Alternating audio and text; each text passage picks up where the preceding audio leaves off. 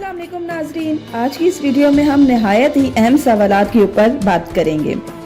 क्या आसमान पे रूनुमा होने वाले वाक़यात का ज़मीन पर रूनुमा होने वाले वाक़यात के साथ कोई ताल्लुक है? क्या सूरज ग्रहण और चांद ग्रहण ज़मीन पर बसने वाले इंसानों पर असरअंदाज होते हैं? और क्या माजी में भी सूरज ग्रहण और चांद ग्रहण के बाद ज़मीन पर अजीबोगरीब वाक़यात रूनुमा हुए हैं? इन सब सवालों का जवाब आपको इस वीडियो में मिलेगा। वीडियो मुकम्मल देखने के लिए चैनल को सब्सक्राइब करें और नई मालूमाती वीडियोस के हसूल के लिए बेल आइकन लाजमी प्रेस करें। सूरज ग्रहण और चांद ग्रहण के असरात का जिक्र तकरीबन तमाम आसमानी मज़ाहिब में मिलता है। इसीलिए सूरज ग्रहण और चांद ग्रहण के रूनुमा होने को न सिर्फ निहायत बारीकी से देखा जाता है, बल्कि इनके रूनुमा होने के बाद पेश आने वाले वाक़यात का भी हमेशा से बगौर मुताला किया जाता रहा है। साल 2024 में रूनुमा होने वाले सूरज ग्रहण को अमेरिका के लिए निहायत ही अहम तस्वुर किया जा रहा है, क्योंकि 8 अप्रैल को रूनुमा होने वाला सूरज ग्रहण अमेरिका की तकरीबन तमाम रियासतों में देखा गया। कुछ रियासतों में टोटल सोलर इक्लिप्स रूनुमा हुआ, जबकि कुछ में पार्शियल सोलर इक्लिप्स देखने को मिला। और कई माहिर फलकियात और आसमानी किताबों के माहिरीन अमेरिका में किसी बड़ी तबाही की पेशनगोई कर रहे हैं। लेकिन क्या माजी में भी सूरज ग्रहण और चांद ग्रहण के बाद कोई इंसिडेंट हुए हैं या नहीं? आइए देखते हैं। 162 एडी में सूरज ग्रहण के बाद रोमन्स और पर्शियंस के दरमियान खौफनाक जंग हुई। इसी तरह 795 एडी में सेक्सन वॉर शुरू हुई। ये जंगें 33 साल जारी रहीं।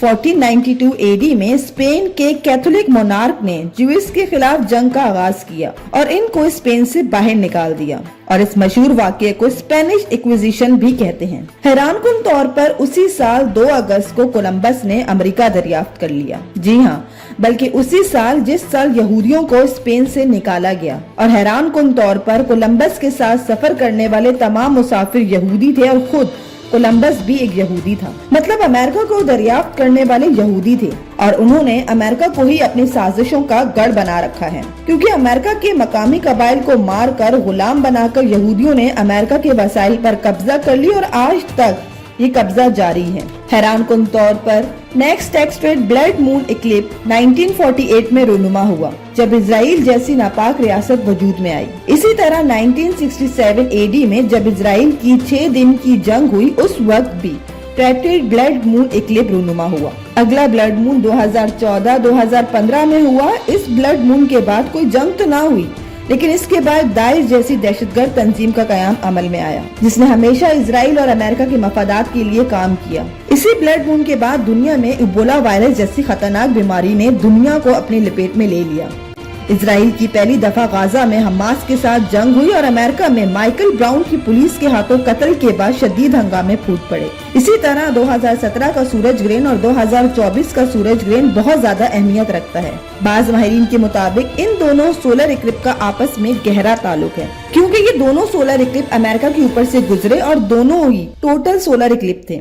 दोनों एक ऐसा इंटरसेक्शन बनाते हैं जो कि बहुत ज्यादा अहमियत का हामिल है। जी हाँ, कार्बोनडेल इलिनॉय ही वो पॉइंट है जिस पर 2017 और 2024 का सोलर इक्लिप्स इंटरसेक्शन पॉइंट बनाता है।